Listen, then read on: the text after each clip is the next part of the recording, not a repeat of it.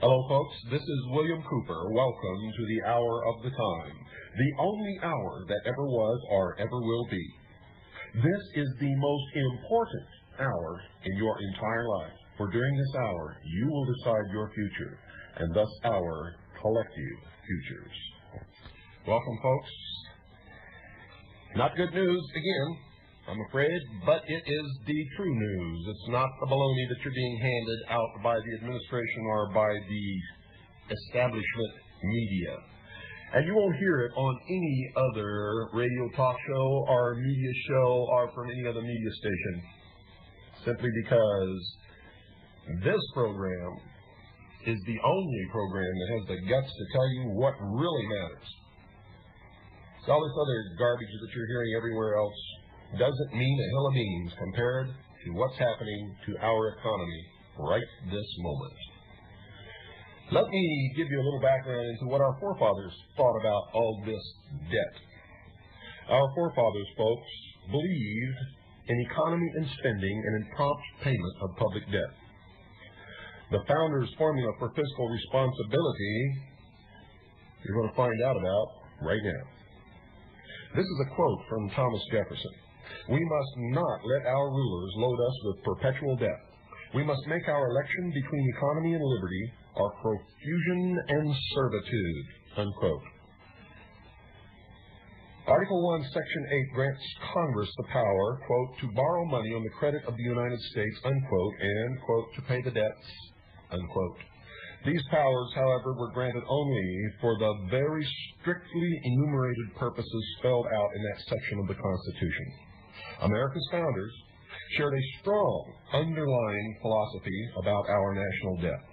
Jefferson advised us that when a question on constitutional intent arises, we should carry ourselves back to the time when the Constitution was adopted, recollect the spirit manifested in the debates, and conform to the probable one in which it was passed. That's a direct quote. Let's examine the founders' own words on public spending and debt. They believed in economy and frugality. Thomas Jefferson said this, "I place economy among the first and most important of Republican virtues and public debt as the greatest of the dangers to be feared." They also believed it wrong for government to take the earnings of some in order to give them to others. Quote, "If we can prevent the government from wasting the labors of the people under the pretense of taking care of them, they must become happy," unquote. Thomas Jefferson again. Quote, "The utopian schemes of leveling," which means redistribution of wealth, "and a community of goods," which is common ownership or communism, "are as visionary and impractical as those which vest all property in the crown. These ideas are arbitrary, despotic, and in our government unconstitutional," unquote. Samuel Adams. Our forefathers also believed in limiting government spending and taxing powers to the principles of the Constitution. Quote, "This is the tendency of all human governments. A departure from principle in one instance becomes a precedent for a second, that second for a third, and so on, till the bulk of society is reduced to be mere automatons of misery. And the forehorse of this frightful team is public debt. Taxation follows that, and in its train, wretchedness and oppression." Thomas Jefferson. They also believed debt to be dangerous to a nation. Quote, "No pecuniary," which means fiscal, "consideration is more urgent than the regular redemption and discharge of the public debt," unquote. George Washington said that. Quote, "I go on the principle that a public debt is a public curse," unquote. James Madison said that. They also believed debt to be a threat to individual liberty. Quote, "But think what you do when you run in debt. You give another power over your liberty," unquote. Benjamin Franklin. Our forefathers believed the debt to be a form of taxation without representation on the young and unborn. Think about this. Quote, the principle of spending money to be paid by posterity under the name of funding is but swindling futurity on a large scale. We shall all consider ourselves unauthorized to saddle posterity with our debts and morally bound to pay them ourselves, unquote. Thomas Jefferson. Our forefathers also believed public credit to be a source of strength and security if wisely used, but only for the defense of the nation. Quote, as a very important source of strength and security, cherish public credit. One method of preserving it to use it as sparingly as possible, avoiding likewise the accumulation of debt, not only by shunning occasion of expense, but by vigorous exertions in time of peace to discharge the debts which unavoidable wars may have occasioned, not ungenerously throwing upon posterity the burthen, which means burden, which we ourselves ought to bear. The execution of these maxims belong to your representatives, but it is necessary that public opinion should cooperate, unquote. George Washington. As President Washington recognized, dear listeners, it is the people in the final analysis who must put a stop to government's excessive spending, which funds current programs by robbing future generations.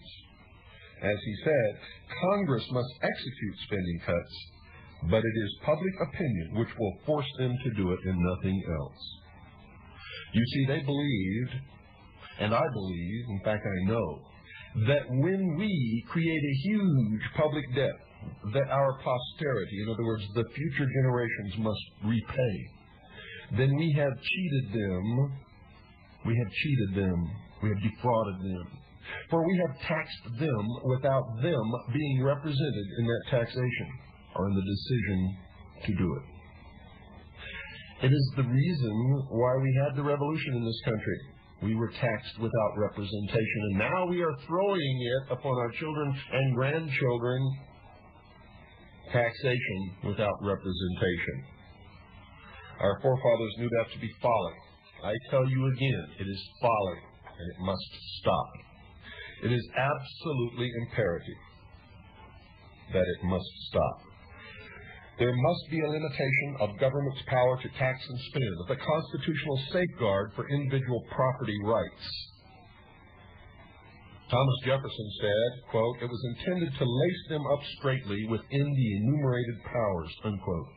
In Article 1, Section 8 of the Constitution, the people grant to Congress very limited powers to spend and tax. The founders restricted the purpose of that power to, quote, the common defense and general welfare of the United States, unquote. Immediately following that statement, the founders listed the only specific government expenses for which it had the power to tax, and these are to borrow money, to regulate commerce with foreign nations among the several states and with the Indian tribes, to establish a uniform rule of naturalization and uniform laws of bankruptcies, to coin money, regulate the value thereof and of foreign coin, to fix the standard of weights and measures, to provide for the punishment of counterfeiting the securities and coin of the United States, to establish post offices and post roads, to promote the progress of science and useful arts by securing for limited times to authors and inventors the exclusive right to their respective writings and discoveries, to constitute tribunals, to define and punish piracies and felonies committed on the high seas and offenses against the law of nations, to declare war, grant letters of marque and reprisal, and make rules concerning captures on land and water, to raise and support armies, but no appropriation of money to that use shall be for longer term than 2 years, to provide and maintain a navy, to make rules for the government and regulation of the land and naval forces, to provide for calling forth the militia to execute the laws of the nation, suppress insurrections, and repel invasions, to provide for organizing, arming, and disciplining the militia, and for governing such part of them as may be employed in the service of the United States, reserving to the states respectively the appointment of the officers and the authority of training the militia, to exercise exclusive legislation over such a district as may become the seat of the government of the United States, and to exercise like authority over all places purchased by the consent of the legislature of the state in which the same shall be for the erection of forts, magazines, arsenals, dockyards, and other needful buildings, to make all laws which shall be necessary and proper for carrying into execution the foregoing powers and all other powers vested by this Constitution in the government of the United States. And then they tied the knot, binding the federal government to their wishes by asserting in Article 10, quote, "The powers not delegated to the United States by the Constitution are reserved to the states respectively or to the people," unquote. Jefferson, Madison, and others made it clear in their writings that the founders' intention was to limit the kinds of expenses Congress had the right to incur and to restrict its taxing power to cover only those expenses which were specifically listed within the Constitution. The powers to spend and tax were bound tightly together. Further, they clarified the term general welfare as meaning that even those enumerated expenses were to be incurred only for the benefit of all the states, not for the benefit or welfare of certain states or special groups of people. Our founders had just declared their new nation free from a British government that had, quote, "sent hither swarms of officers to harass our people and impose taxes on us without our consent," unquote. You see, they had no intention of forming another government which would itself possess that same power. Instead, dear listeners, they wished to secure the individual rights of future generations of Americans from infringement by government. A further evidence of their intent to confine government's power to spend and tax was their insistence that any expansion of these powers would have to come about through the slow and deliberate constitutional amendment process.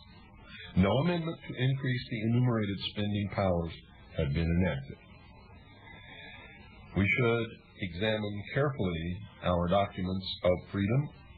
And I know that most people do not own them, do not have a copy of the Declaration of Independence or the Constitution, and you should hang your heads in shame, for if you do not know what these documents contain, if you cannot talk about them intelligently and quote from them exactly verbatim, then you know nothing about your own country. And when you talk about the United States of America or the rights of the American people or what America means, you're just dribbling babble, meaningless babble.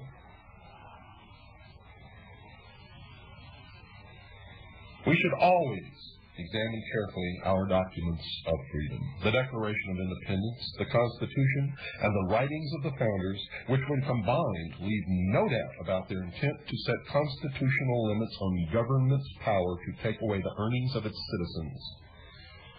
In the words of Andrew Jackson, quote, "There have always been those who wish to enlarge the powers of the general government. There is but one safe rule: confine it within the sphere of its appropriate duties. It has no power to raise a revenue or impose taxes except for the purposes enumerated in the Constitution. Every attempt to exercise power beyond these limits should be promptly and firmly opposed," unquote. The subject of gold and silver coin, the constitutional basis for a sound currency, folks, is of tremendous significance. Article 1, Section 8 says, "The Congress shall have power to coin money and regulate the value thereof." Article 1, Section 10 says, "No state shall coin money, emit bills of credit, make anything but gold and silver coin a tender in payment of debts." Folks, there is no amendment to the Constitution that has in any way altered these provisions. Paper is liable to be abused, has been, is, and forever will be abused in every country in which it is permitted. Thomas Jefferson said that over 2 centuries ago. Records of the constitutional debates, folks, clearly show that the founders specifically denied Congress the power to print paper money. We can be certain of this because the original draft of Article 1, Section 8 included the words, "and emit bills of credit of the United States." Bills of credit were understood by all folks to mean paper money. Paper money. James Madison's record states, quote, "This was a favorable moment to shut and bar the door against paper money," unquote. And the founders firmly rejected the phrase and by an overwhelming vote struck it from the Constitution. Later, when Article 1, Section 10 was debated, the founders further barred the door on paper money. The original draft wording read only, "No state shall coin money." Madison's account here is brief. Quote, "Mr. Wilson and Mr. Sherman moved to insert after the words coin money the words, nor emit bills of credit, nor make anything but gold and silver coin a tender in payment of debts, making these prohibitions absolute," unquote. To understand fully the actions of the founders, we must examine the history of money. As Jefferson said, folks, paper money has been abused in every country in which it has been permitted. Even in America, in the years just prior to the adoption of the Constitution, the Continental Congress issued bills of credit, which were nothing more than fiat money or paper currency. The inflated paper currency imposed a cruel tax on the citizens, just as it has in all other countries, and they lost their fortunes. Not worth a continental describes perfectly the dollar, which in 1779 was worth only a penny. A further reason for the founders' action was their desire to restrain the state governments from flooding the country with unbacked paper money. Some states were already issuing bills of credit. Some, like Rhode Island, even forced its circulation by attempting to punish citizens for refusal to use it. Josiah Quincy wrote to George Washington, quote, "There never was a paper pound, a paper dollar, or a paper promise of any kind that ever yet obtained became a general currency but by force or fraud, and generally by both," unquote. Inflation, deflation, and depression all had brought misery to the new nation, prompting Washington to write, "Good God, who could have foreseen or predicted the disorders which have arisen in these states?" Direct quote, folks, in a 1787 letter to General Knox. It is at this point that the Constitutional Convention convened in Philadelphia. Those who had experienced such trauma were determined to do something to restrain their government from issuing paper money and forcing it into circulation. Thus it was that on August 16, 1787, they approved Section 8 of the Constitution, barring Congress from the right to print paper money. Barring Congress from the right to print paper money, and on August 18th, they framed Section 10, prohibiting, quote, "the friends of paper money," unquote, from going through the state legislatures. Soon after the adoption of these two articles, the tide turned and the nation began to prosper. Its economic ills began to disappear. Its leaders rejoiced. In 1790, George Washington said that revenues were considerably more productive than it was imagined they would be. Spirit of enterprise prevails, unquote. And exclaimed, quote, "Our public credit stands on that high ground which 3 years ago it would have been considered madness to have foretold. The United States enjoys a sense of prosperity and tranquility under the new government that could hardly have been hoped for," unquote. The Pennsylvania Gazette on December 16, 1789 declared, quote, "Since the federal Constitution has removed all danger of our having a paper tender, our trade is advanced 50%. Our people can trust their cash and have brought their coin into circulation," unquote. The founders, folks, lifted the nation from economic depression to prosperity and progress. They did it by a constitutional mandate for a sound currency, one which the government could not manipulate, one that had intrinsic value for the citizens holding it. The Constitution protected the individual's right to own precious metals and to use them as a medium of exchange, and the results were amazing even to Mr. Washington. Andrew Jackson said this in his 8th annual message to Congress in 1836. "It is apparent from the whole context of the Constitution as well as the history of the time which gave birth to it that it was the purpose of the convention to establish a currency consisting of the precious metals. These were adopted by a permanent rule excluding the use of a perishable medium of exchange or the still more pernicious expedient of paper currency. Folks, the Constitution has never been changed. Our money has been counterfeited. Our coinage has been debased. It is all illegal, unconstitutional, and because of it, we are going down the tubes. We are on the brink of the abyss. The greatest depression the world has ever known is just on the horizon, and we are just in the beginning phases of that depression. There are things that we can do, and that is the purpose of this program. You are listening to the Hour of the Time, and my name is William Cooper. I am your host. Last week you learned that the Federal Reserve is not an agency of the federal government, but a private corporation, which invents money out of thin air as a bookkeeping entry, loans it to the United States government. The United States government, to insure the loan, gives the Federal Reserve a treasury bond upon which the Federal Reserve collects interest. So we have to pay back this money that never existed in the first place. It is theft. It is theft, folks. Plus, we have to pay back the interest that was never created. When we pay back the interest that was never created, somebody has to get poorer and poorer. The middle class begins to shrink. Okay, you understand that? Now, there's another way that they steal money from us. They practice fractional reserve lending, which means that they can lend out money that is not actually in the bank based upon a certain amount of reserves. They lend it in the form of credit. This can be compounded over a long period of time. It has been compounded for long that our banks are insolvent. There is no money in the banks.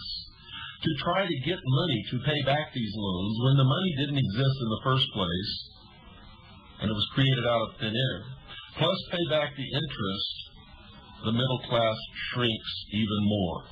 To prevent the public from finding out that they are being robbed, that their entire country is being stolen right out from under their feet, they create another private organization called the Internal Revenue Service, incorporated in the state of Delaware, to pull money out of circulation and thus slow the rampant inflation caused by the creation of worthless paper and putting it into the economy.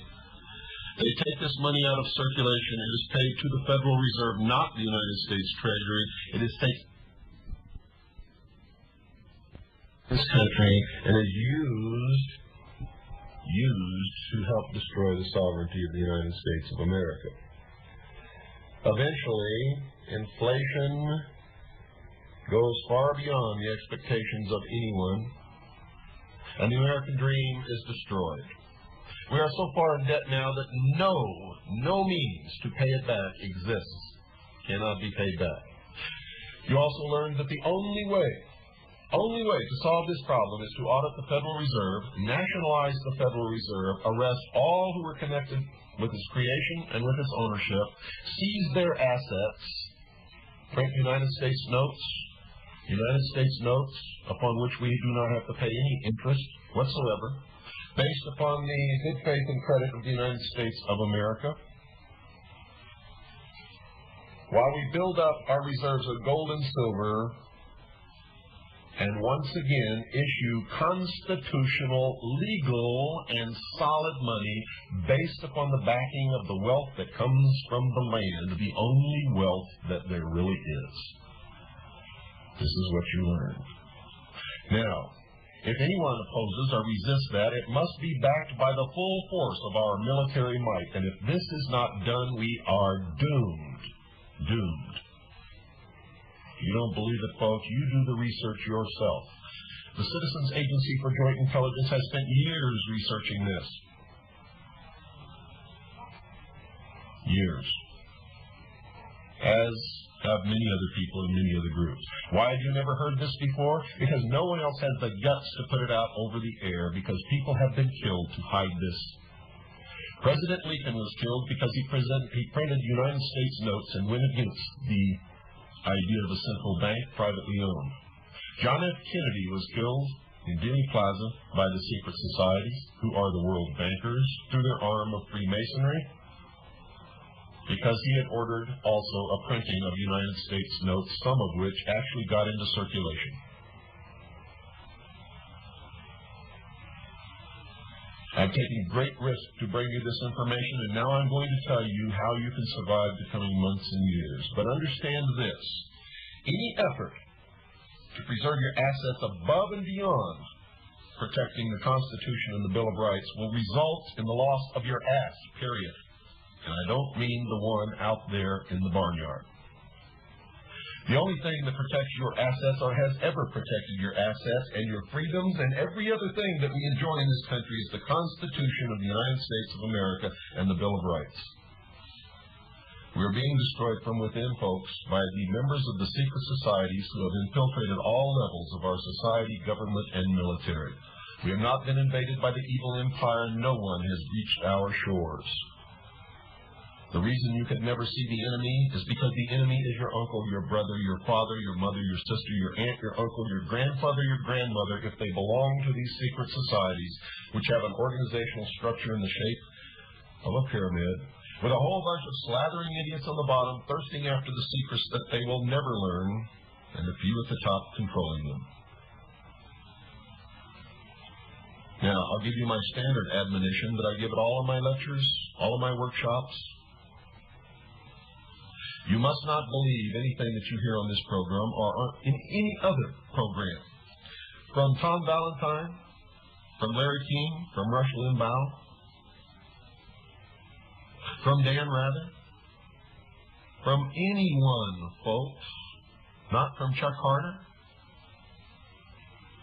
not from Ted Koppel, not from George Bush, not from Bill Clinton, not from even your mother, unless you do some research to substantiate it. Because the deception is so deep in this country and in the world today to bring about the one world government and destroy the sovereignty of nations, that indeed short people are in serious danger of drowning. And yes, I meant that to be a little humor, and I also meant it to be very serious. You hear people telling you what investments to make. Now, I'm not an investment counselor. I am not a financial analyst. I have no license or specific authority to tell you what I'm going to tell you. So I'm going to tell you what I would do in the coming months and years, because legally I cannot give you financial advice. But this is what I would do if I were you. And this is based upon the thorough research of all of the operatives and financial specialists within the Citizens Agency for Joint Intelligence. Some of their names would surprise you. For we have operatives at all levels of society, government, and military.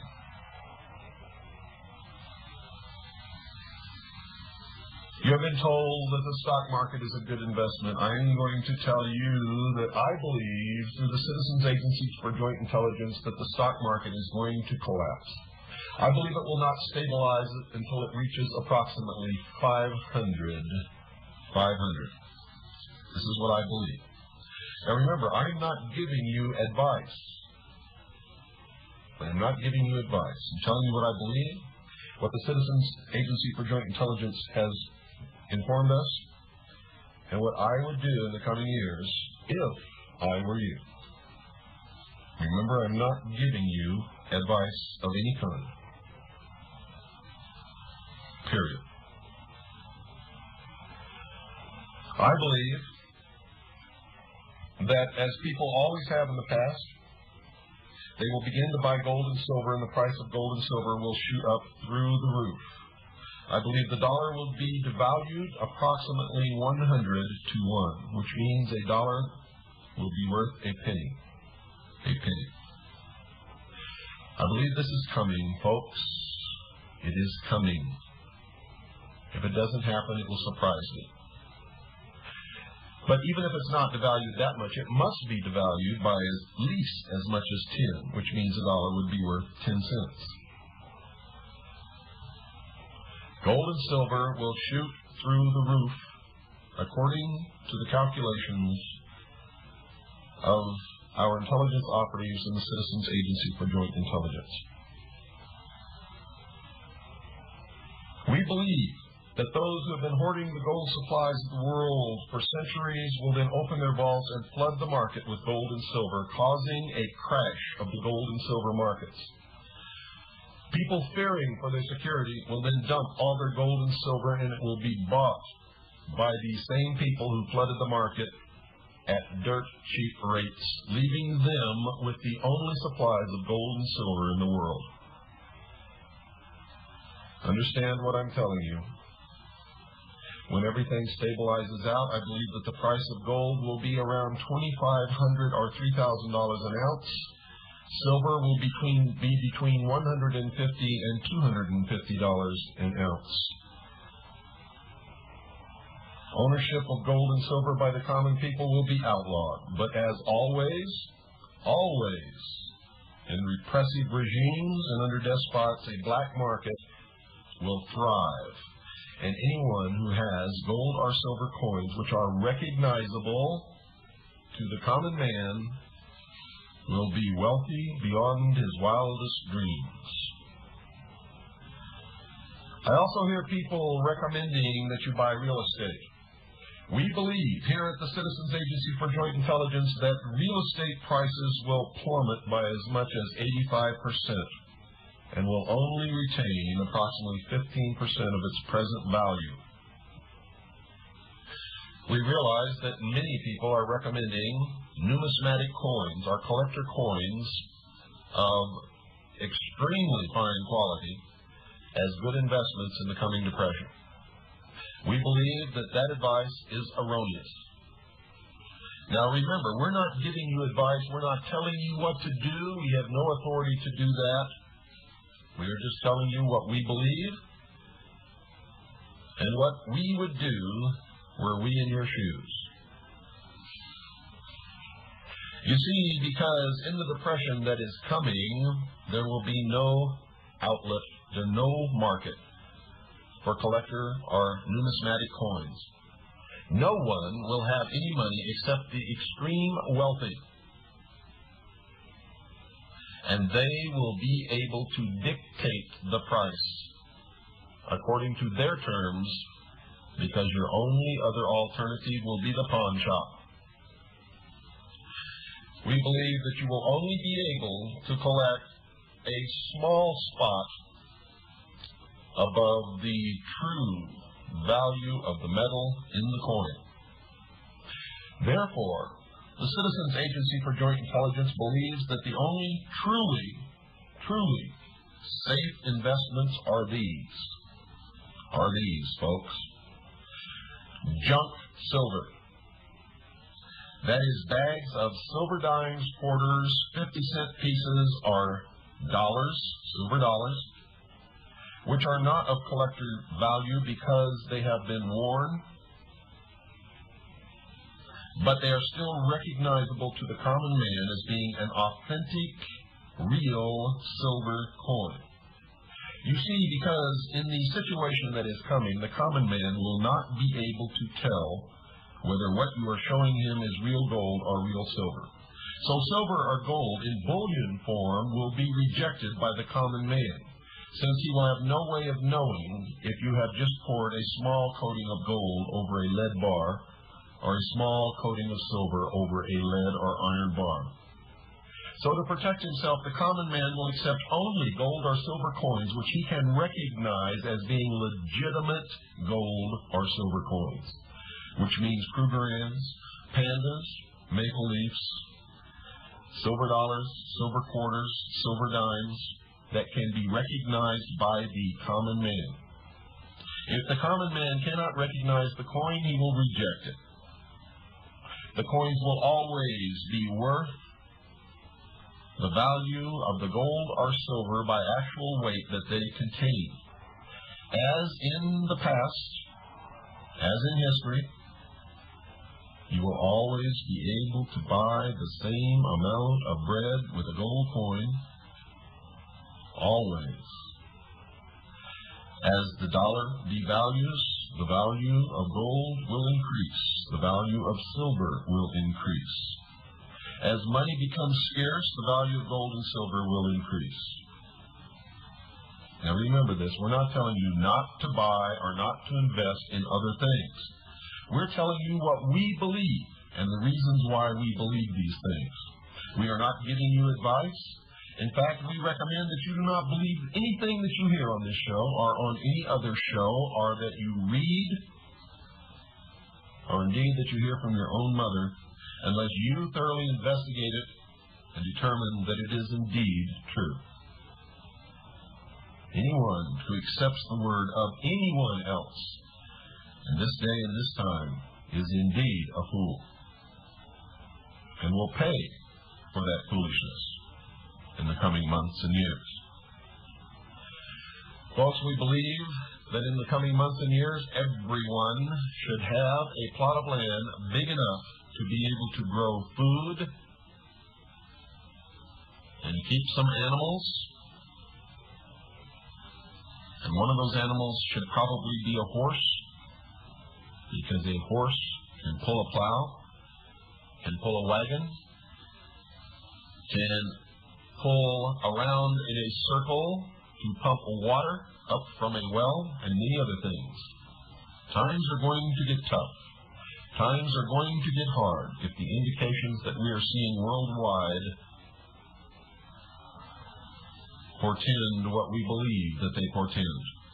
And that is a worldwide depression of unbelievable proportions.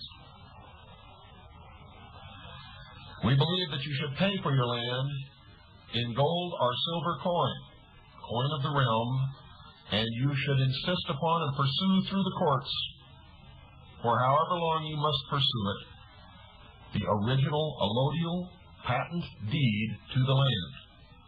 Not a warrant deed, not a certificate of title, for those indicate that you do not truly own the land, and then you must pay taxes, which is a form of rental payment to the true owner.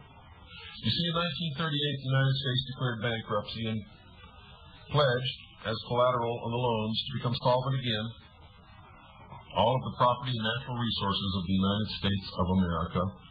In fact, all of the resources, natural or otherwise, of the United States of America. And that debt, of course, has not ever been repaid. In fact, the debt is so out of sight that it cannot be repaid, because money has been created that doesn't exist, money has been loaned that doesn't exist, and interest must be repaid that was never, ever created in the first place. We are on the verge of total and complete economic collapse unless the measures that I have already outlined are carried out in full. In full. Congress knows this, and in my estimation, they are helping to destroy this country by not fulfilling their duty and by allowing illegal counterfeit money to be printed, to be created out of thin air, to have to pay back money that never existed along with interest on that money, which is destroying the lifeblood of this country, the American dream, the middle class, and by allowing fractional reserve lending to lend money in the form of credit which does not even exist, based upon a small reserve. This is treasonous. This is treasonous action, and these people are traitors if they continue in the direction that they have taken us, because this country cannot survive.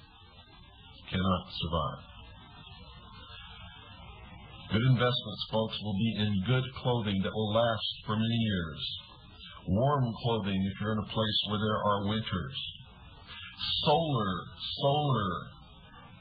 Solar power for your home and for your heating, because the price of oil, gas, heating oil will go through the roof. You will not be able to afford it. You must take the necessary steps now. You should congregate in communities who will be mutually supportive, and you should have a good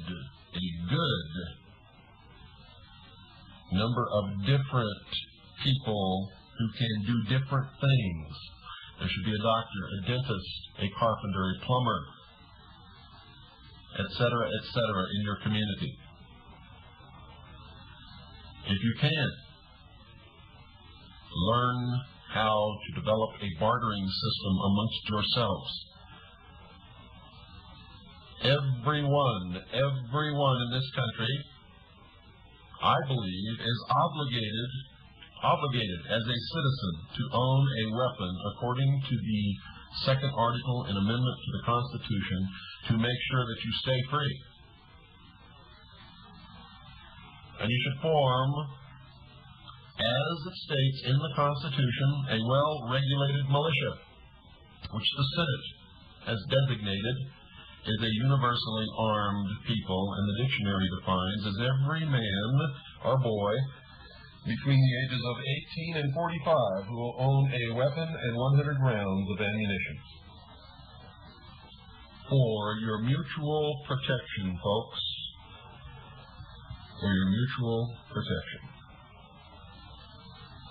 So, you need land big enough to grow food and raise animals so that you can be self-supporting. You need to be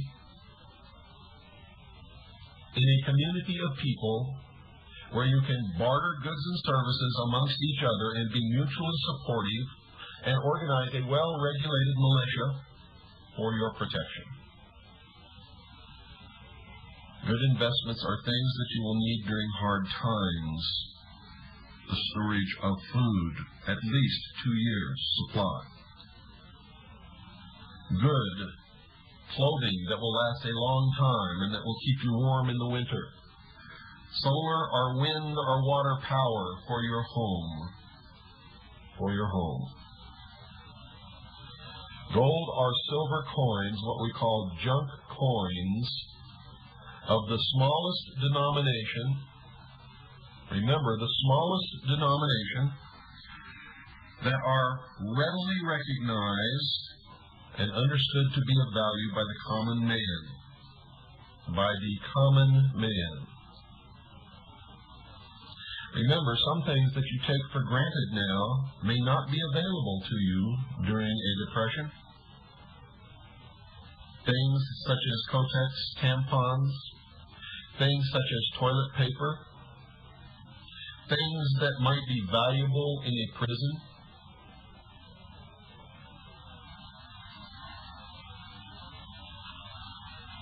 Understand that many items will be scarce or non-existent. And these are things that you must remember to stock up on. Remember, some of the things that you do not pay much attention to because they are so common in your life, that you may overlook these things. Toothbrushes, toothpaste, mouthwash. Understand, folks, I'm not trying to scare you. I'm telling you that we believe that a depression is imminent. Indeed, it is upon us now. You see, we're being told, folks, that the unemployment rate is 7-point-some-odd%. And that is not a true figure. For they only measure those who are actively drawing unemployment checks. People whose unemployment benefits have expired are no longer counted as being unemployed. People on welfare are not counted as being unemployed. The homeless in the streets are not counted as being unemployed. The true unemployed figure for this country right at this moment, folks, is somewhere around 15% or higher. Right now in this country, we have almost as many homeless, and maybe more homeless, than there were in the Great Depression of the late 20s and early 30s. We already have food lines in this country, folks. The unemployed are growing constantly.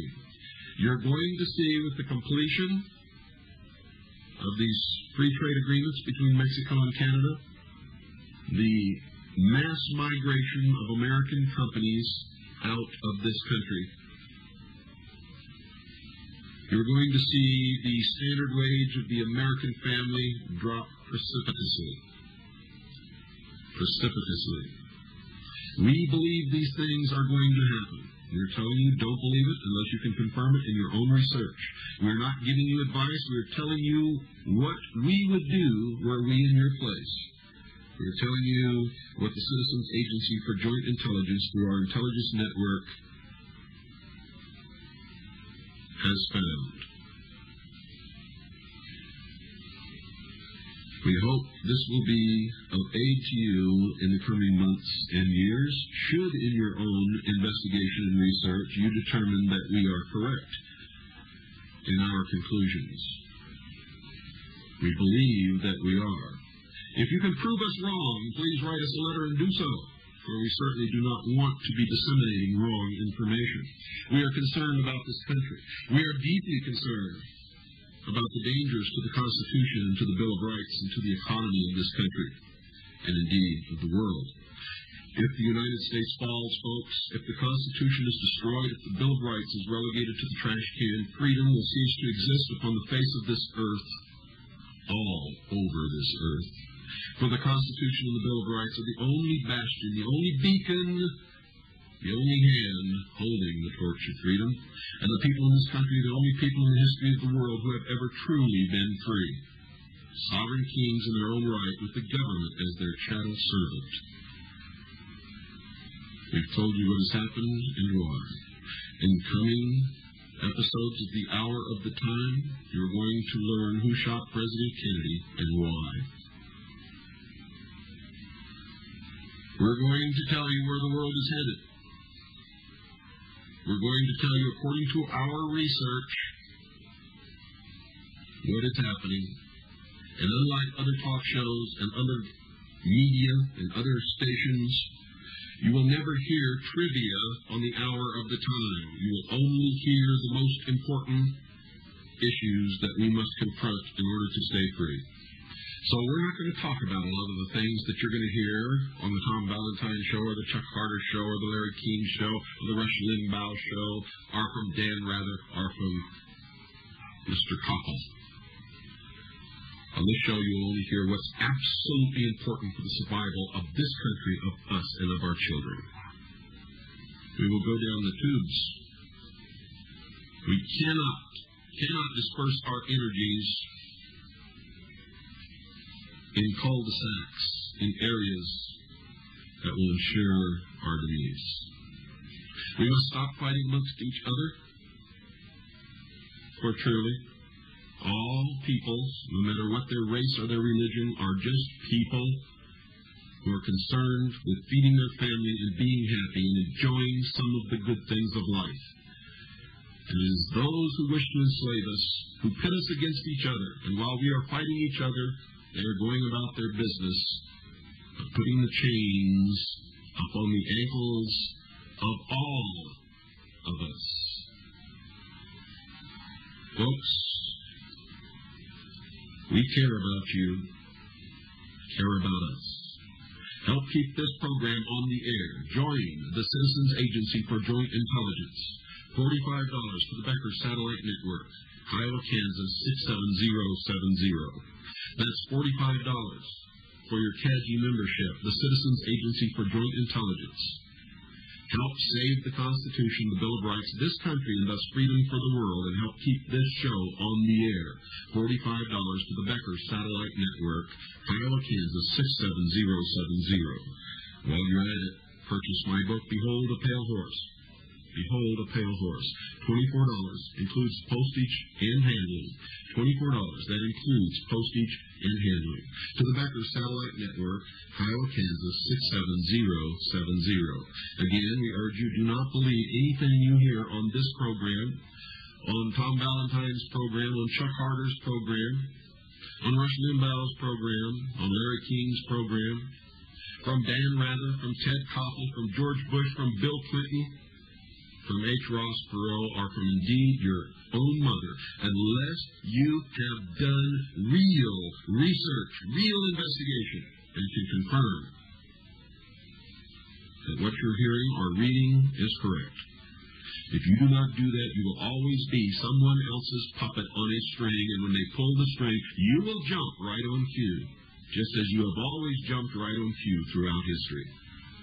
Information, not money, is the power of 90s, and only those who are well informed will survive the coming years. Good night, and God bless you all.